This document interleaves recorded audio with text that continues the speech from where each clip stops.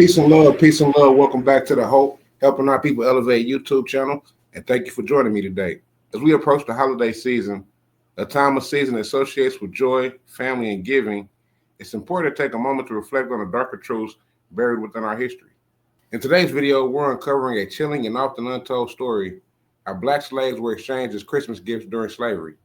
This is a part of history that has been erased from the mainstream narratives, but it is one we must confront to truly understand the depths of the injustices faced on our ancestors. I invite you to stay with me as we explore the painful yet necessary topic.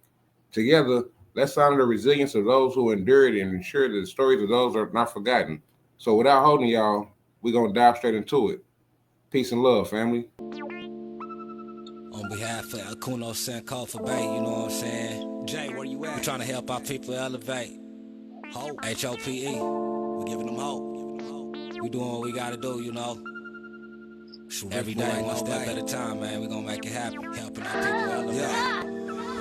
Sometimes I practice focus, thought, and meditate. I'm trying to come with other ways to help our people elevate. And seeking knowledge make me levitate. The lifted mental state is what results from how we orchestrate. This for the family's sake. Let's self-reflect and self-evaluate.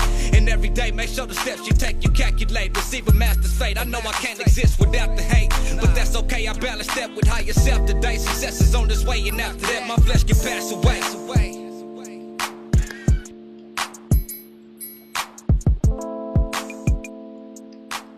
Now, before I jump into this article from the History Channel, I want to go over a few things.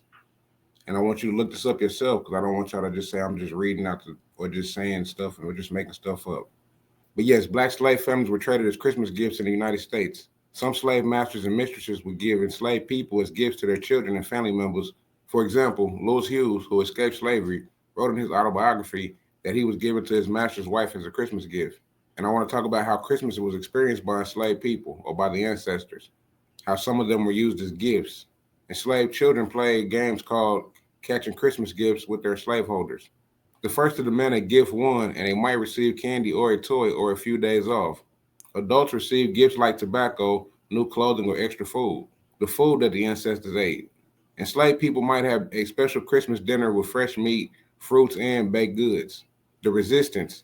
The temporary relaxation of the rules at Christmas sometimes provided opportunities for enslaved people to flee. For example, in 1820, Santiago Martinez ran away from his master and joined the Republican Army of Gran Colombia on Christmas Day, and then the control that the slaveholders had on their ancestors. Slaveholders used the holidays to keep enslaved people from revolting. Gift-giving reinforced the dynamics of white power and parentalism. What was Christmas like for America's enslaved people? For some, it was a rare time of respite. For others, an opportunity of resistance. How did Americans living under slavery experience the Christmas holidays? While early accounts from white Southerners after the Civil War often painted an idolized picture of owners' generosity met by grateful workers happily feasting, singing, and dancing, the reality was far more complex. In the 1830s, the large slaveholding states of Alabama, Louisiana, and Arkansas became the first in the United States to declare Christmas a state holiday. It was in these southern states and others during the antebellum period of 1812 to 1861 that many Christmas traditions, gift-giving, singing carols, decorating homes, firmly took hold in Americans' culture. Many enslaved workers got their longest break of the year, typically a handful of days, and some were granted the privilege to travel to see their families or get married. Many received gifts from their owners and enjoyed special food untasted the rest of the year. But while many enslaved people partook in some of these holiday pleasures, Christmas time could be treacherous. According to Robert E. May, a professor of history at Purdue University and author of Yuletide and Dixie, Slavery, Christmas and Southern Memory, owners' fears of rebellion during this season sometimes led to preemptive shows of harsh discipline. Their buying and selling of workers didn't abate during the holidays, nor did their annual hiring out of enslaved workers, some of whom would be shipped off away from their families on New Year's Day, widely referred to as the Heartbreak Day. Still, Christmas afforded enslaved people an annual window of opportunity to challenge the subjugation that shaped their daily lives. Resistance came in many ways, from their assertion of power to give gifts of expression and religious and cultural independence to use the relative looseness of holiday celebrations and time off to plot escapes. This is an image of preparing for Christmas, the plucking of a turkey, painted by Francis William Edmonds of 1851. For slaveholders, gift-giving culminated power. Christmas gave them the opportunity to express their paternalism and dominance over the people they owned. who almost universally lacked the economic power or means to purchase gifts. Owners often gave their enslaved workers things they withheld throughout the year, like shoes, clothing, and money. According to Texas historian Elizabeth Silverthorne, one slaveholder from the state gave each of his families $25. The children were given sacks of candy and pennies. Christmas Day, we gave out our donations to our servants. They were much pleased, and we were saluted on all sides with grins, smiles, and low bows, wrote a Southern planter. In his book, The Battle for Christmas, historian Stephen Esselbaum recounts how white overseers considered giving gifts to enslaved workers on Christmas a better source of control than physical violence. I killed 28 heads of beef for the people's Christmas dinner, he said. I could do more with them in this way than if all the hides of the cattle were made into lashes.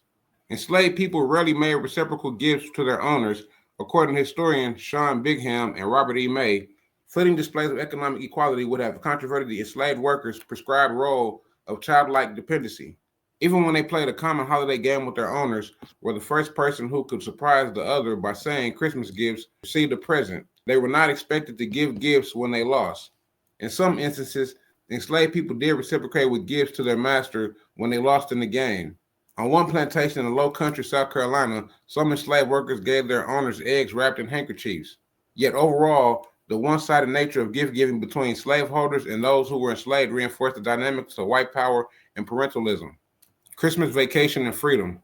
For enslaved workers, Christmas time represented a break between the end of harvest season and the start of preparation for the next year of production, a brief silver of freedom in lives marked by a heavy labor of bondage. This time we regarded as our own by the grace of our masters, and we therefore used or abused it nearly as we pleased, wrote famed writer, orator, and abolitionist Frederick Douglass, who escaped slavery at the age 20. Those of us who had families at a distance were generally allowed to spend those 6 days between Christmas and New Year's Day in their society. Some used these more relaxed holiday times to run for freedom. In 1848, Ellen and William Craft, an enslaved married couple from Macon, Georgia, used passes from their owner during Christmas time to concoct an elaborate plan to escape by train and steamer to Philadelphia. On Christmas Eve in 1854, Underground Railroad icon Harriet Tubman set out from Philadelphia to Maryland's Eastern Shore after she had heard her 3 brothers were going to be sold by their owner the day after Christmas. The owner had given them permission to visit their family on Christmas Day, but instead of the brothers meeting with their families for Christmas dinner, their sister Harriet Tubman led them to freedom in Philadelphia. John Coonering. For enslaved people, resistance during Christmas time didn't always take from the rebellion or flight of the geographical or physical sense. Often it came in the way they adapted the dominant society's traditions into something of their own, allowing for the purest expressions of their humanity and cultural roots. I want to say thank you so much for watching and taking the time to learn about this important but often untold part of history. It's only by uncovering these truths that we can truly understand the past and shape a better future. If this video resonated with you, I'd like to hear your thoughts. Please leave a comment below. I want to know your thoughts on this story and how it impacted you. Don't forget to like this video if you found this insightful, and make sure you subscribe to the channel for more content that shines a light on the stories that matter. Hit the notification bell so you never miss an update, and share this video with others to spread the awareness. Thank you again, family, for watching. Peace and love. I'll see y'all in the next video.